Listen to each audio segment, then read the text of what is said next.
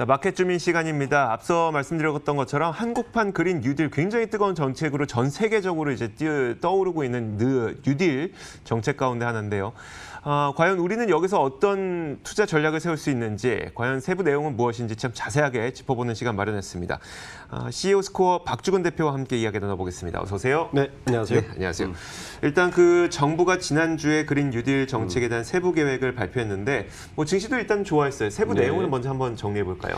예, 우선 지난 14일 날 발표를 했죠. 그 한국판 뉴딜 네. 큰 축은 두 가지입니다. 우선 그 첫 번째 축은 디지털 기반으로 한 디지털 뉴딜이라고 이야기할 수 있고 또 하나 축은 이제 그린 뉴딜이죠. 네. 이제 비하인드 스토리는 원래 정부에서 준비한 것은 네. 이제 은택 이코노미가 우리가 하도 이야기를 하니까 네네. 코로나19 때문에 디지털 뉴딜을 먼저 하다가 그린 뉴딜을 굉장히 고민을 많이 한 것 같아요. 왜냐하면 우리 기억하시겠지만 이명박 정부 때 네. 녹색 경제라는 말이 맞아요. 이미 있었고 네. 그리고 그린 뉴딜 정책이라는 건 실제적으로 보면 2008년도에 네. UNEP가 있습니다. 뭐냐면 네. UN 그 Environment 네. 플랜이라는 UN 환경 플랜이라는 곳에서 2008년 10월 달에 런던에서 한 발표한 정책이 바로 그린 뉴딜이라는 이름 적혀 있어요. 네네. 따지고 보면 한 10년 전에 이야기를 한 그렇죠. 거죠. 네. 그래서 그렇지만 이 그린 뉴딜에 들어가 있는 의미 또 하나의 의미는 뭐냐 하면 이 코로나19가 결국에는 인간들이 만들어 놓은 환경적 재앙 때문에 발생하지 않았느냐라는 의미가 내포되어 있는 거죠. 네네. 그러니까 우리가 성장을 하는데 디지털로서 성장을 해야 되지만 네. 지속 가능한 성장을 위해서는 환경이 중요하다는 것을 같이 내포하고 있는 것 같고 네네. 이제 그렇게 해서 한 10개 과제를 발표를 했는데 제일 큰 이제 대표되는 건 데이터 댐이겠죠. 네. 그러니까 후보댐을 연상케 하는 미국의 뉴딜 정책을 연상케 하는 거고 크게는 이제 디지털 뉴딜 정책으로는 데이터 댐 네. 그리고 AI 그리고 그린 스마트 스쿨을 굉장히 강조하는 것 같습니다. 네네. 그러니까 5G를 통해서 현재 온라인 수업을 더 조밀하게 네. 그 향후 미래 세대가 그 은택 교육을 어떻게 더 할 수 있는 그러니까 인프라를 까는 게 방점 찍은 것 같고 그 외에 이제 그린 에너지라든지 신재생 에너지 그러니까 미래형 모빌리티 같은 경우는 지금까지 나온 얘기를 조금 합친 것 같은 네네. 여기서 이제 투자자 관점 두 개 중요하게 생각하는 건 뭐냐면 저는 이 총 160조인데 네. 이 투자 플랜을 좀 자세히 봐야 돼요. 네. 보면 올해에는 하반기에 6조 3천억을 푼다고 이야기를 했어요. 네네. 자, 그럼 6조 3천억이 어디로 갈 건지를 보는 게 투자 관점의 그렇죠. 중요한 포인트고 네. 내년 후에 그러니까 2021년도와 22년도에 61조를 풉니다. 네. 그리고 23년에서 25년 사이에 92조를 풀어요. 네. 근데 여기에서 이번 정부가 2022년에 끝이 납니다. 네. 자, 그러면 2023년에서 2025년 이어갈 수- 92조는 네네. 그거는 이제 퀘스천인 거죠. 네네. 이어갈 수 있을지 없을지에 대해서는 이제 그런 관점에서 투자의 포인트를 봐야 되고 음. 그 투자가 주로 어디로 가는지가 사실은 어느 종목으로 우리가 관심을 가져야 되는지 핵심이 네네. 되는 것이죠. 알겠습니다. 사실 이게 전 세계적인 트렌드이고 굉장히 오래된 트렌드인 게 지난 다보스 포럼, 그러니까 작년 다보스 포럼이죠. 오늘 네. 올해가 안 열렸으니까. 네. 안 열렸던 거 맞죠? 맞습니다. 네. 네. 작년 다보스 포럼에서도 얘기가 나왔던 게 지속 가능한 성장이었었어요. 네. 사실 다보스 포럼은 굉장히 뭐 뜬구름 잡는 것 같으면서 중요한 게 5G도 사실 다보스 포럼에서 나왔던 맞습니다. 얘기고요. 4차 산업혁명 다 거기서 다보스 나왔습니다. 포럼에서 네. 나왔던 얘기거든요. 네. 굉장히 무게 있는, 굉장히 뭐 추상적이지만 무게 있는 그런 모임인데 어쨌든 다보스 포럼에서 작년에 나왔던 게 바로 ESG 투자, 지속 가능한 네. 성장이었었고 그럼 지속 가능한 성장의 중요한 이유가 뭐냐? 글로벌 시장에서 수많은 투자 자금을 받는 과정에서 ESG 점수가 낮은 기업들은 아예 돈을 못 받게 되어 있어요. 네. 이제는 앞으로는 예. 우리나라 기업들이 특히 요즘에 SK도 막 계속 그쪽으로 그렇죠. 가는 게 투자 받으려면 네. 돈 받으려면 안 할 수가 없는 거거든요. 네. 그러니까 정말 전 세계적인 진짜 장기 트렌드라고 좀 볼 수가 있을 것 같은데 조 바이든 후보도 에너지 정책 관련 공약을 내놨죠. 네, 그렇습니다. 네.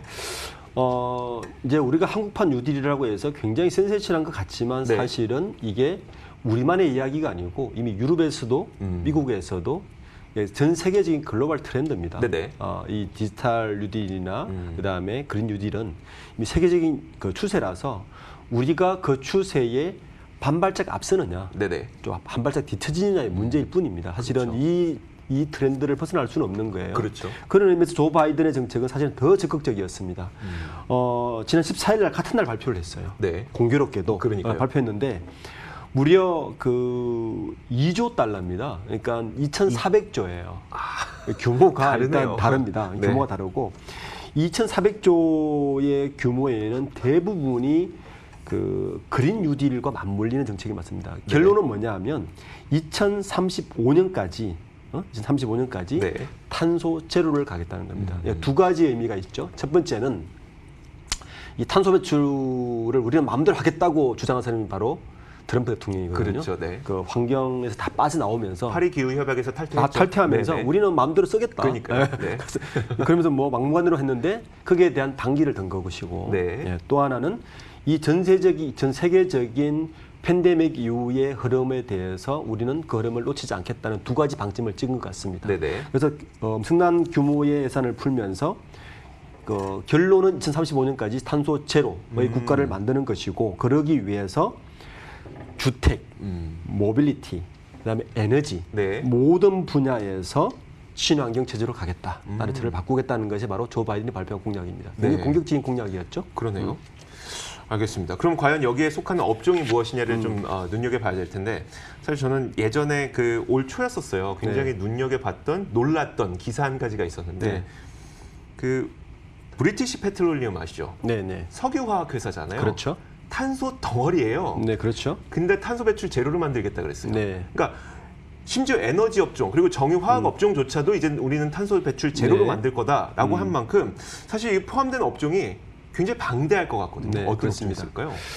우선 뉴딜 정책 관련주에서 최근에 이제 정시를 보면 그 네. 이미 다 선반영은 된 것 같아요. 네네. 예, 된 것 같은데 우선 그 디지털 뉴딜보다는 그린 뉴딜에 많은 그 정시에서 반응을 한 것 같습니다. 네네. 대표적으로 지난 그 17일 어제자 기준으로 보면 5월 7일 대비해서 보면 가장 많은 것이 하나솔루션, 네. 그러니까 이게 태양광이죠. 네네.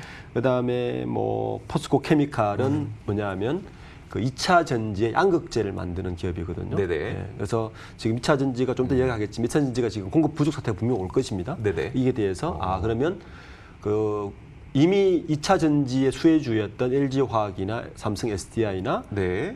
그 SK이노베이션은 이미 계속 정책이 반영되어 왔고 네네. 지금은 그 다음인 중요 소재 그 기업들까지 지금 뜨고 있는 상태거든요. 그 중에 네. 하나가 포스코 케미칼. 네. 근데 LG화학이나 삼성 SDI 이런 곳들은 이미 떴고 그다음에 디지털 뉴딜에 관련된 주구 중에 가장 우선 뜬 것은 네이버의 한선숙 대표가 발표를 했지만 네네. 실제 주가에 반영된 건 카카오가 훨씬 많이 떴습니다. 그렇죠. 네. 카카오가 그 카카오라는 플랫폼이 훨씬 더 생태계가 잘 만들어졌기 네네. 때문에 그래서 그런 업종들이 뜬 것이고 여기서 이제 그 태양광은 하나 솔루션이 뜨긴 했지만 네.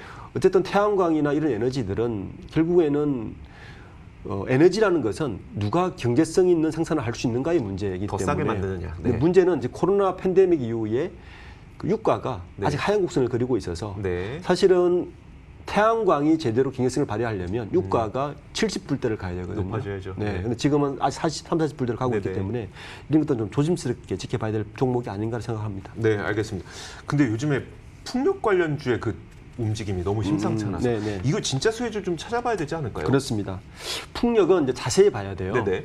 우선 이제 그 풍력이 갑자기 뜬 이유는 17일 날 정부 발표 때문에 그렇죠. 네, 그렇죠. 정부 발표 어떻게 네. 발표냐면은 산자부에서 전라북도, 그러니까 서북 쪽에 풍력이 세거든요. 네네. 이쪽보다는. 그래서 그쪽에다가 어느 정도 투자를 이제 한다고 이야기했냐면은 풍력을 12기가와트, 2030년까지 네. 12기가와트를 하겠다는 겁니다. 근데 이 규모가 좀 상상이 안 되시죠? 그러니까 원전 한기가 얼만큼이죠? 제가 좀 설명을 해드릴게요. 그러면 어떻게 생각하냐면 우리 제주도 가면 네네. 풍력 발전기 가끔 많이 봐요. 보죠. 네. 그 한 개가 얼마를 생산하냐면은 한 개가 3.5 메가와트 정도를 생산합니다. 3.5 메가요? 메가. 근데 요번에 두산중공업이 작년 올 7월 달에 그 한 개가 터빈 한 개가 5.5 메가와트짜리를 개발은 해놨어요. 네네. 자, 그렇게 따져보면 현재 두산중공업이 전국에 깔려 있는 풍력 발전이 79기고 네네. 그게 합해서 240메가와트밖에 안 돼요. 네. 그러니까 정부의 12기가와트의 10분의 1도 그러니까 한 5분의 1밖에 안 되는 거죠. 네네. 그러니까 이거에 한 10배 이상을 지금 만들겠다는 거니까 아. 당연히 두산중공업이 그런 네. 생산량이 나올지 않습니까? 그렇죠, 그렇죠. 그 지금 그 터빈은 그 두산중공업이 독점하다시피 하니까 네네. 당연히 그럼 12기가 왔다면 지금의 한 10배 정도 만들 것이다. 그러면 그 한 개가 가격이 나오고 하니까 이제 투자를 하자라고 해서 주가가 뜬 거죠. 제주도 여행 가보면 네. 두산 거 몇 개 있고 그렇죠. 사실 해외 게 되게 많아요. 예, 예. 그 어떻게 봐야 될까 이거를? 근데 이제 이 두산중공업이 현재 만들고 있는 풍력 발전기의 국산 그 화율은 네네. 부품 국산율이 70%거든요. 네네. 그러니까 70%인데 그 중에 핵심 몇 개는 아직 그 국산을 부식시키지 못했어요. 네. 그래서 지금 아마 정시에는 시장에는 네. 두산중공업이 당연히 떴을 것이고 그렇죠. 네. 그 핵심 부품 몇 개 업체도 같이 한번 동반 상승을 할 것인데 네. 자 문제는 이것도 2030년이라는 겁니다.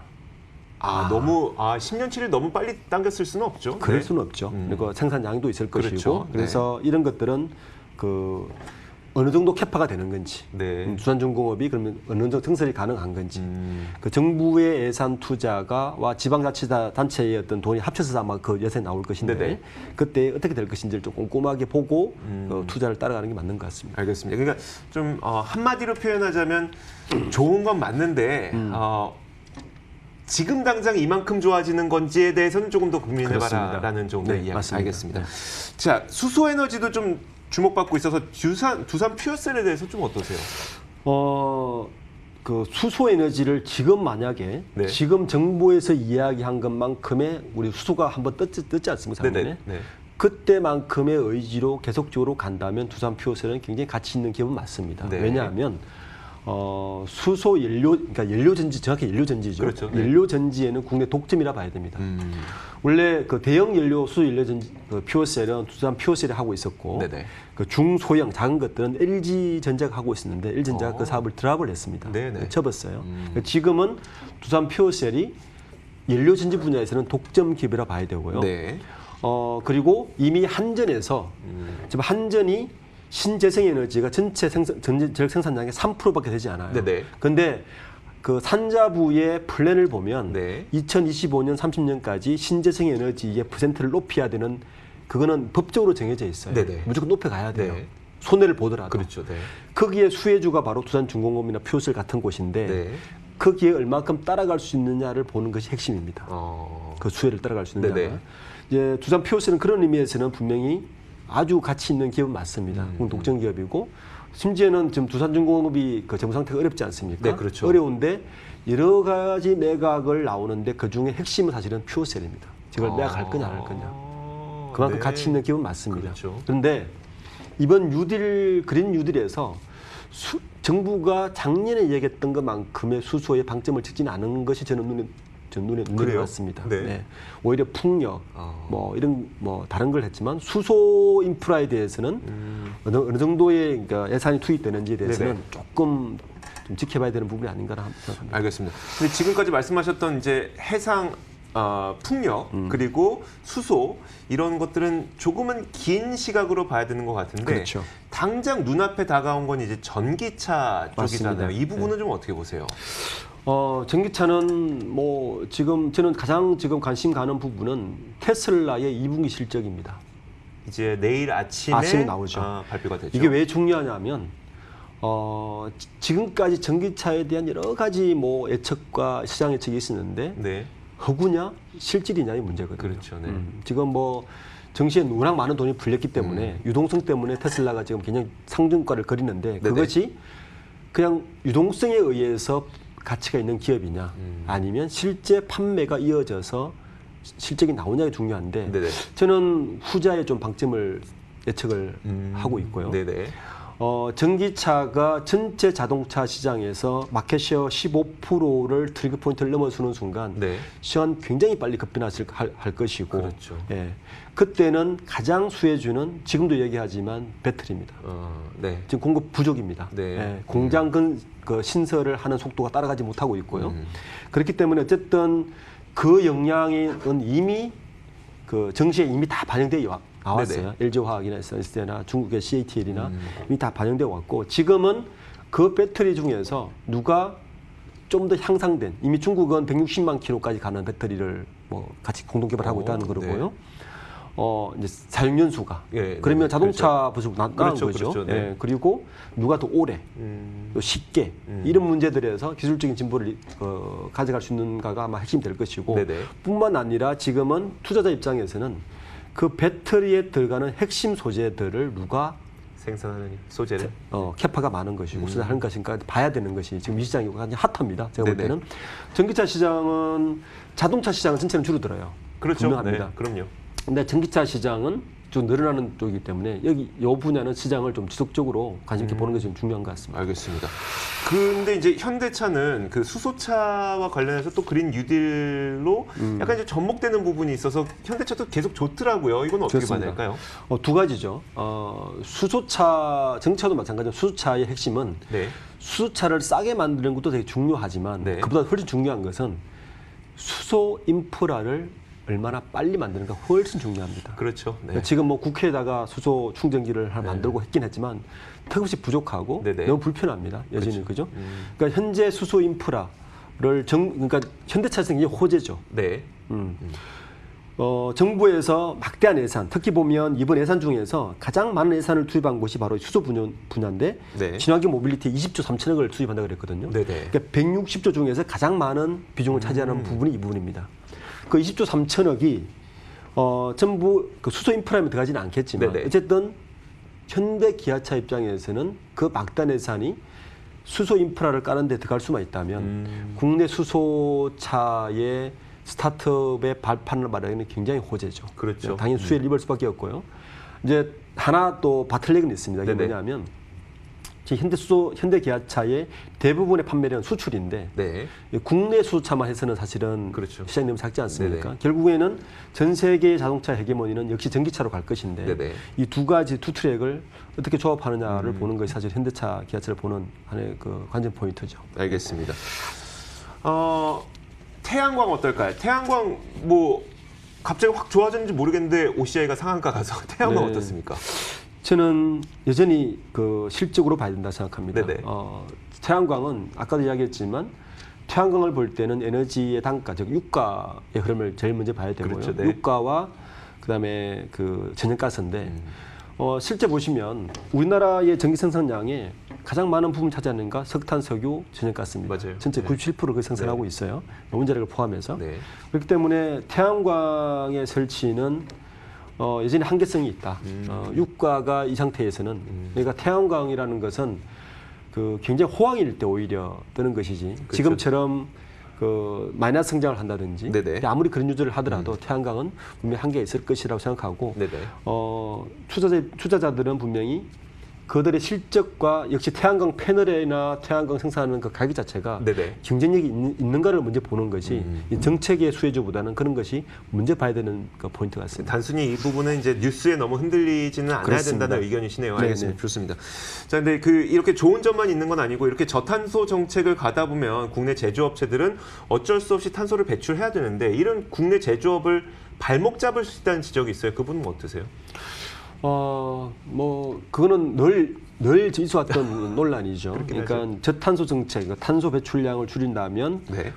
당장 제조업에 타격을 받을 수가 없고 특히 우리나라의 경우에는 OECD 국가 중에서 가장 제조업 비중이 높은 국가이고 네네. 특히 최근에 이야기하는 리쇼어링 네네. 오히려 제조업을 가져와야 된다. 그쵸. 그러니까 코로나19를 이겼던 뭐 가장 그 중요한 포인트 중에 하나가 우리나라가 제조업이 강해서 이길 수 있었다라고 네. 이야기를 하는데 그래서 최근에 리쇼어링을 통해서 오히려 제조업을 더 가져와야 된다고 하면서 탄소의 규제를 한다면 네. 이중적이지 않습니까? 네, 그렇죠. 그렇지만 이런 부분에서 이제 우리 신재생 에너지, 이 뭐 수소 연료 전지라든지 이런 것을 같이 하이브리드로 하고 지금 또 하나 그 관점은 ESS, 그러니까 네네. 전기 저장 장치가 계속 문제가 발생해서 네. 그런 정책에는 좀 현재 브레이크 걸린 상태입니다. 네네.